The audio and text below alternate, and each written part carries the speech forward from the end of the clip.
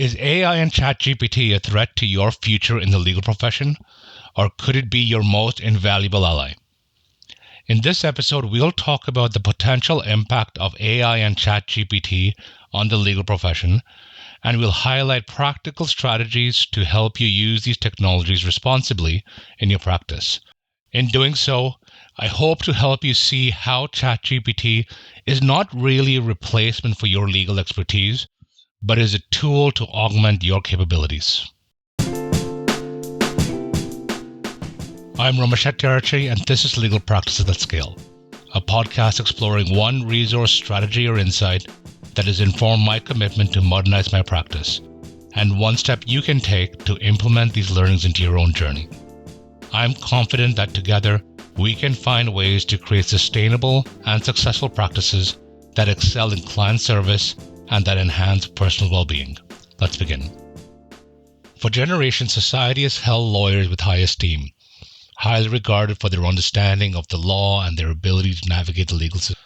Like other immigrant families, my own undergraduate education was really seen by my parents as sort of a stepping stone to a broader future in establishing a professional career in Canada.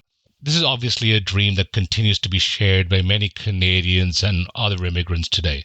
Being a lawyer is really seen as a role of continued prestige and desirability, given its ability to help people navigate the legal system. However, the rise of ChatGPT and other similar technologies has caused consternation in the legal profession about the impact that these innovations may have on fundamental aspects of the roles, practices, and livelihoods of legal professionals. These questions include what implications do these technologies have on the billable hour and traditional revenue models within our sector?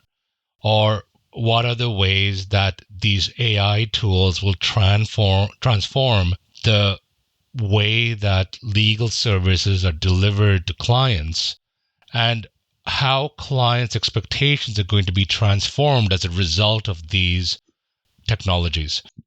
And perhaps most importantly, will these technologies transform the role that lawyers typically have in society overall? Will these technologies supplant lawyers when it comes to clients choosing service providers? Now, I wish I had answers to these questions. I don't. These are really above my pay grade. My personal view is, frankly, that it's too early for anyone to give answers to these questions on a systemic level. What I can talk about, however, is my experience of these technologies at the practitioner's level. And that's what I'm going to be sharing on this episode. I'll be sharing some don'ts and do's that I see as critical when it comes to integrating ChatGPT into legal practice, in the hopes that these don'ts and do's equip you with the mindset that ChatGPT and AI can really sort of be your superpowered assistant when it comes to the value that you're delivering to clients and helping you enrich your practice in the digital age. And my hope is that by the end of this episode, you will be able to see how you can use AI to enhance what you deliver to clients without sacrificing the principles that you hold most important in your practice. Now, these don'ts and do's are structured in pairs. So the first don't, is don't expect ChatGPT alone to transform your practice. It's not. ChatGPT, like lots of technologies, is an example of garbage in, garbage out. It's really going to be as good as the information the user feeds it. And that means that if you don't feed it the right prompts, if you don't feed it the right information, the output is not going to be good. And so in order for you to use ChatGPT effectively, you need to have an understanding of what makes up a good prompt and what is the information you need to generate really good content. And that's the reason why, and here's the do, I see ChatGPT as being complementary to your existing workflows. You're not going to be creating a new workflow around the technology. You're going to take the technology and fit it into your existing workflow. And that, for me, is the most effective use of ChatGPT. So now the second pair, and the next two are going to be pretty obvious. don't use ChatGPT without verifying it. There's lots of articles around that talks about lawyers and other professionals using ChatGPT thinking that the output's going to be perfect. It's not. I do not recommend you use ChatGPT for any task that you see as mission critical. And mission critical tasks look like legal research or legal work. Do not use it for mission critical tasks. However, you can use it to be more efficient. And I'll give you the analogy of, let's say that you have a legal workflow that takes 8 hours, and that workflow consists of 26 steps that goes from A to Z. Now, when you think about that workflow, it takes 8 hours. If you can use a technology to finish A to L or A to M within 5 minutes, and the remainder of the tasks take 2 hours, you've just saved 6 hours from the workflow. You've taken an 8-hour task and shortened it to 2 hours and 5 minutes. And that is where the value comes in. You're taking a task and making it a lot more efficient and able to deliver more value services to clients that way.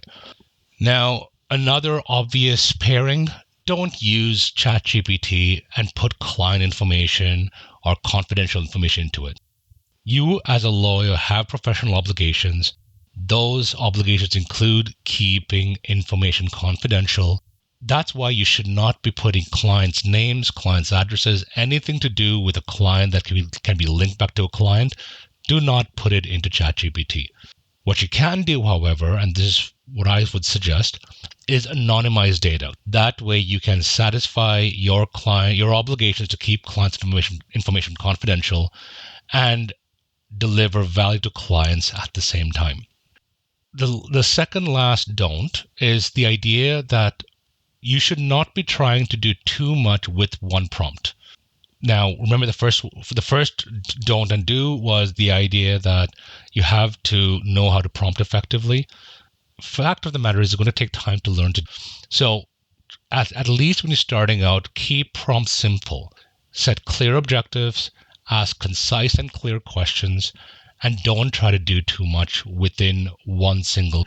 If you try to do that, you have a higher chance of the output not being great. What you can do, however, is use follow-up questions to refine the output. It's called chaining prompts. And if you're chaining prompts, you're much more likely to get output that's really relevant to the task that you want ChatGPT to satisfy. So by way of example, you can ask ChatGPT to generate a letter describing the nature of discoveries and what you should be concerned about when it comes to questions being asked. And then that would be your first prompt. And then your second prompt would be refine this letter and tailor it to a blue-collar worker. Right, so that's an example of chaining prompts together. And by doing so, your ChatGPT is going to generate content that's more relevant to you and the task that you've given it. So now when it comes to the last pair, it's really about mindset. And so the don't is don't live in fear.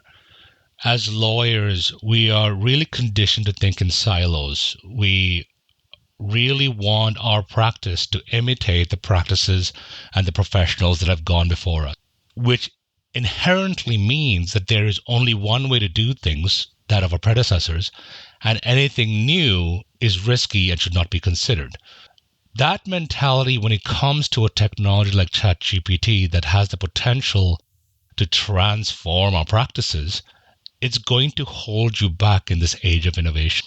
And I would strongly encourage you to realize that the earlier that you use the technology, the earlier that you're going to begin understanding how you can leverage it in your practice effectively. Which takes me to the last do. Do play, have fun, and explore the technology. One of the best parts, in my opinion, about ChatGPT is the childish feeling of just being surprised at how cool this thing is. And by playing with ChatGPT, you're really engaging a principle that my toddler is learning in Montessori. The idea that by playing, you're really effectively learning by doing. But the act of learning by doing is more fundamental to learning how you can use a technology in your own practice as opposed to somebody just teaching you how to do it. So that's the last do, to play with the technology, which is a really good segue to my key takeaway. The key takeaway is get a subscription to ChatGPT and play with it. And I would highly encourage you to actually invest in the paid version of ChatGPT rather than the free version. Invest in it for a month and just play with it. Don't use it for anything to do with your practice. Just play with it. Just have fun with it.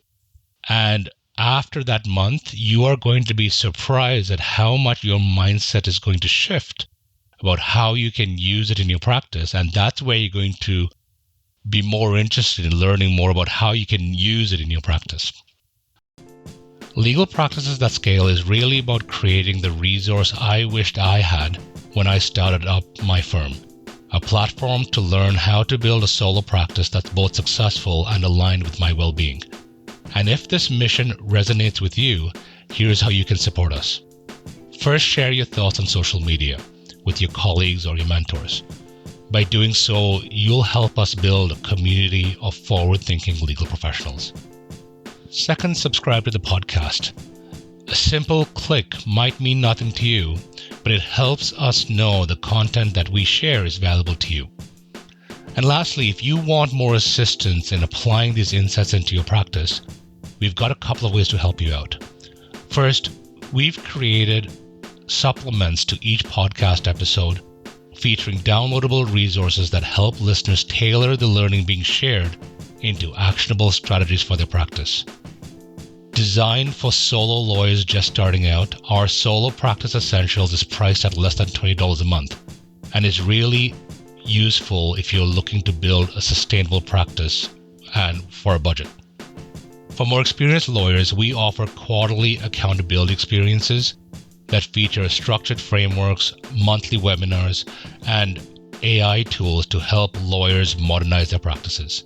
Again, you can learn more about each of these opportunities by subscribing to our email list. Thanks for tuning in. I'm looking forward to our next conversation. Be well.